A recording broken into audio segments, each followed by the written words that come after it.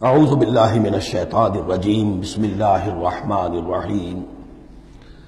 الیہ یرد علم الساعة وما تخرج من ثمرات من اکمامها وما تحمل من انثى ولا تضع الا بعلمه ویوم ینادیہم این شرکائی قالوا آذناک ما منا من شہید وضل عنہم ما كانوا يدعون من قبل وظنوا ما لهم من محیص صدق اللہ العظیم۔ اللہ ہی کے حوالے ہے قیامت کا علم کہ قیامت کب آئے گی۔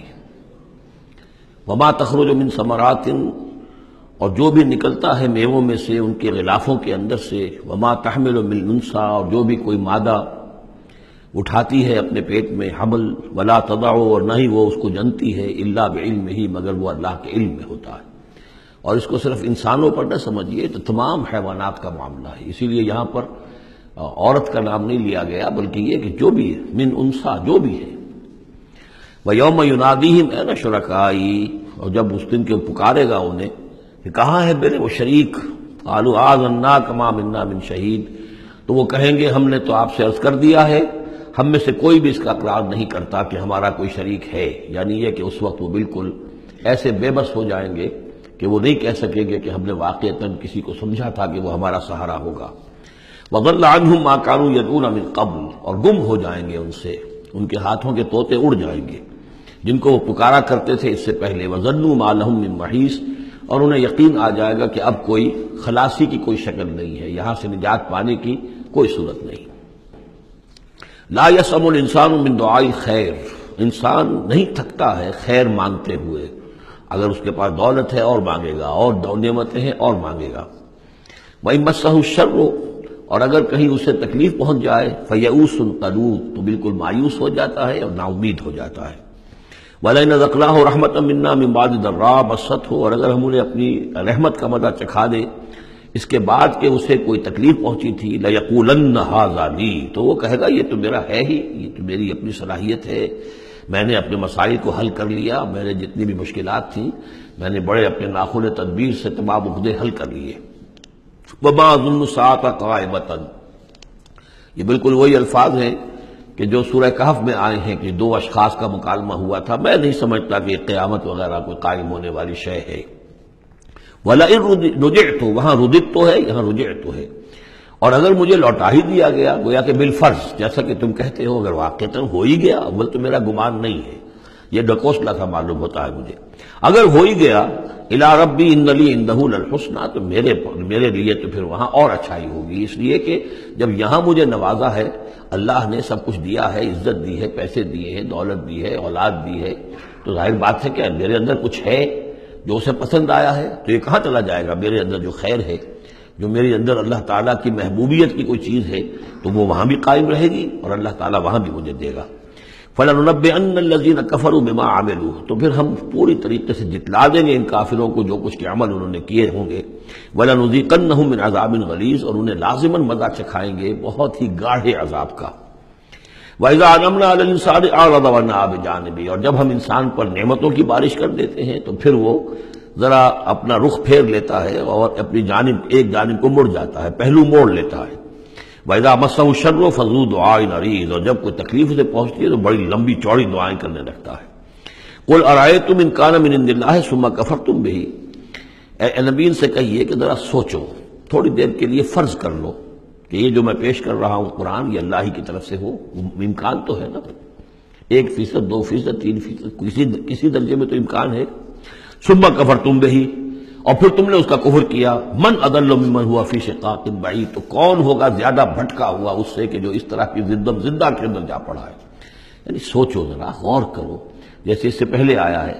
کہ میں تم سے کہتا ہوں ایک ایک کر کے، دو دو کر کے، اکیلے اکیلے، دو دو مل کر گفتگو کرو، سوچو سمجھو کہ کیا اس شخص کے اندر کوئی دیوانگی کے آثار ہیں، کوئی ان کے اندر کوئی کبھی ان کی زندگی کے اندر اس سے پہلے جو 40 برس ان کو تمہارے درمیان بسر کی ہے، کبھی کوئی جھوٹ بولا ہے۔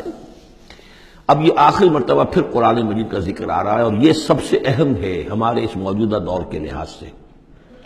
سَنُرِيهِمْ آيَاتِنَا فِي الْآفَاقِ وَفِي أَنفُسِهِمْ حَتَّى يَتَبَيَّنَ لَهُمْ أَنَّهُ الْحَقُّ، ان قریب ہم انہیں دکھائیں گے اپنی آیات، آفاق میں بھی، یہ پوری کائنات جو ہے، آسمان اور زمین، آفاق، وفی انفسہم، ان کی اپنی جانوں کے اندر بھی، حتیٰ یتبین لہم انہ الحق، یہاں تک کہ یہ بات بالکل واضح ہو جائے گی ان کے لیے، مبرہن ہو جائے گی کہ یہ قرآن حق ہے۔ اس سے اشارہ ہو رہا ہے اس معلومات کے ایکسپلوژن کی طرف کہ جو آج ہو رہا ہے، اور یہ کوئی زیادہ پرانی بات نہیں ہے، یہ زیادہ یوں سمجھیے کہ یہ سائنس کی ڈیولپمنٹ 200 برس کا ہے معاملہ، اور اس میں بھی جو ایکسپلوژن ہوا ہے یہ تو ہاف سینچری سے زیادہ کا مسئلہ نہیں، اسی کے اندر ہوا ہے۔ اور اصل میں آج کے دور میں قرآن مجید کے اعجاز کو ثابت کرنے کے لیے کہ یہ معجزہ ہے، سب سے اہم پہلو یہ ہے۔ تو میں نے جو تعارفی گفتگو کی تھی اس دورہ ترجمہ قرآن سے پہلے، تو میں نے عرض کیا تھا کہ قرآن مجید کے اعجاز کے پہلو بے شمار ہیں، کس کس پہلو سے قرآن معجزہ ہے ہم اس کا احصاء نہیں کر سکتے، لیکن موٹی بات یہ سمجھ لیجئے کہ جب قرآن نازل ہوا ہے تو اس کا معجزہ ہونا سب سے زیادہ اس اعتبار سے تھا کہ اپنی ادبیت، اپنی فصاحت، اپنی بلاغت کے اعتبار سے معجزہ تھا، اور اسی پہلو سے چیلنج کیا گیا۔ تمہارے ہاں شعراء ہیں، تمہارے ہاں خطباء ہیں، تمہارے ہاں ادب کا بڑا ذوق ہے، کوئی ایک اس جیسی ایک صورت بنا کر لے آؤ۔ باقی یہ کہ نہ بھی سائنسی معلومات تھی ان کے پاس، دوسرے یہ کہ جو فینومینا آف دی نیچر ہے قرآن میں، جو آسمان زمین دیکھو، اب ظاہر بات ہے اس وقت وہ آدمی کیا دیکھ رہا تھا؟ اپنی ننگی آنکھ سے جو کوئی دیکھتا تھا وہی دیکھ رہا تھا نا، لیکن آج انسان دیکھ رہا ہے ٹیلیسکوپس کی مدد سے، آج انسان دیکھ رہا ہے مائکروسکوپس کی مدد سے، الیکٹرانک مائکروسکوپ سے، آج جو انسان کے معلومات کا ذریعہ جو ہے، تو گویا کہ وہ آیات الہیہ جو قرآن مجید میں جن کے اشارے کر دیے گئے، ان کو جو 1400 برس قبل کا انسان دیکھ رہا تھا اور جو انہیں آج کا انسان دیکھ رہا ہے، وہ زمین و آسمان کا فرق ہے۔ اور ہوتے ہوتے یہ ثابت ہوتا چلا جا رہا ہے کہ جو کچھ قرآن مجید نے کہا تھا وہی حق ہے۔ اس میں اگرچہ ابھی کچھ حصے رہ گئے ہیں، لیکن بہت سے پہلو ہیں جو واضح ہو رہے ہیں، اور روزانہ کوئی شکل ایسی آتی ہے کہ جس سے کہ ان سائنسی حقائق سے قرآن مجید کا حق ہونا ثابت ہوتا ہے۔ لہذا آج کے دور میں اس کام کو بہت اہمیت حاصل ہے کہ اس کے لیے محنت کی جائے، کوشش کی جائے۔ اب اتفاق کی بات ہے کہ یہ کام کیا بھی ہمارے ہاں، تو بہرحال جو سب سے بڑی نمایاں کتاب ہے وہ ایک فرینچ سرجن نے کیا، وہ ایمان لے آئے، مورس بکائی، لیکن یہ کہ کسی مسلمان کو یہ توفیق نہیں ہوئی کہ وہ مطالعہ کرتا ان سائنسز کا اور ان کے حوالے سے پھر وہ کمپیریٹو اسٹڈی کرتا بائبل اور قرآن کے مابین، اور پھر کہتا اور دعوے کے ساتھ کہہ سکتا کہ سائنسی جو بھی انکشافات آج تک ہوئے ہیں قرآن کا ایک حرف بھی غلط ثابت نہیں ہوا۔ ہاں، قرآن مجید کے ان الفاظ سے جو معنی پہلے سمجھے گئے تھے جبکہ معلومات کا دائرہ محدود تھا وہ غلط ہو سکتے ہیں، لیکن قرآن کا لفظ غلط ثابت نہیں ہوا۔ آج قرآن کا وہ لفظ زیادہ اجاگر ہو کر، روشن ہو کر، جیسا کہ میں نے آپ سے عرض کیا علقہ، اب علقہ کہاں سے لے آئے؟ اب یہ علقہ فائدہ، فؤاد، فائدہ اس سے ہے، تو یہ چیزیں اب اور زیادہ واضح ہوتی جا رہی ہیں۔ یا کہ تمام اجرام سماویہ کا کل فی فلک یسبحون، جتنا آج معلوم ہے یہ پہلے تو معلوم نہیں تھا۔ کئی دور آئے ہیں، پہلے انسان سمجھتا تھا زمین ساکن ہے، سورج چلتا ہے، پھر سوچا کہ نہیں یہ تو سورج ساکن ہے، زمین چلتی ہے۔ آج ہمیں معلوم ہے کوئی شے ہے ہی نہیں، سکون محال ہے قدرت کے کارخانے میں، کوئی ذرہ بھی جو ہے اندر، جو ایک ایٹم ہے وہاں بھی حرکت ہے، وہ نیوٹرونز جو ہے وہ کس طریقے سے چکر لگا رہے ہیں بے تابانہ، حرکت ہی حرکت ہے۔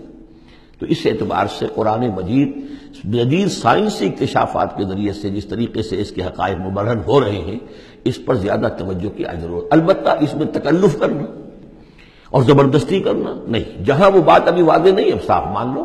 جو بھی ہم سورہ آل عمران میں پڑھ آئے ہیں کہ یہ بات ابھی واضح نہیں ہے، لیکن ہمیں یقین ہے کل من عند ربنا، یہ سب اللہ کی طرف سے ہے۔ وقت آئے گا کہ ثابت ہو جائے گا کہ جو کچھ قرآن نے جو الفاظ استعمال کیے تھے، جو حقیقت منکشف ہوگی، وہ عین ان الفاظ میں صحیح فٹ ہو جائے گی، اگرچہ ابھی ہم اس کی وضاحت نہیں سمجھ سکتے۔ تو جہاں تکلف نہ کیا جائے، تصنع نہ کیا جائے، کھینچتان نہ کی جائے، یہ نہ کیا جائے، یہ بعض لوگوں نے یہ کیا ہے،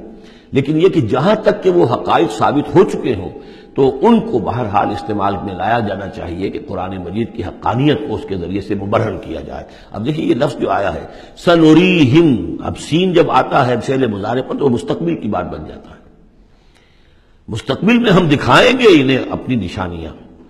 اب ظاہر بات ہے سائنس جو ہے وہ اسٹڈی کر رہی ہے، ایکسپلور کر رہی ہے، خلا کو ایکسپلور کر رہی ہے، اور سمندروں میں ایکسپلوریشن ہو رہی ہے، آرکٹک اور انٹارکٹک کی ایکسپلوریشن، کہاں کہاں تک انسان پہنچا ہے، کیسی جان جوکھوں میں ڈال کر لوگوں نے جو ہے وہ چیزیں جو ہے معلومات کا خزانہ جمع کیا ہے۔ سنریہم آیاتنا فی الآفاق وفی انفسہم حتی یتبین لہم انہ الحق، یہ بات اور مبرہن ہوتی جائے گی، مزید واضح ہوتی جائے گی، مزید اجاگر ہوتی جائے گی، قرآن حق ہے۔ اولم یکف بربک انہ علی کل شیء شہید، کیا کافی نہیں ہے یہ بات تیرے رب کے لیے کہ وہ تو ہر چیز پر گواہ ہے، ہر کائنات کی ہر شے اس کی نگاہوں کے سامنے ہے۔ لیکن آج سے 1400 برس پہلے وہ انہی الفاظ میں اس نے بیان کیا تھا جسے اس وقت کا انسان سمجھ سکتا۔ وہ باتیں آج کے حوالے سے جو باتیں آ رہی ہیں وہ بیان کر دی جاتی ہیں، سمجھ میں کس کی آتی نہیں۔ انہم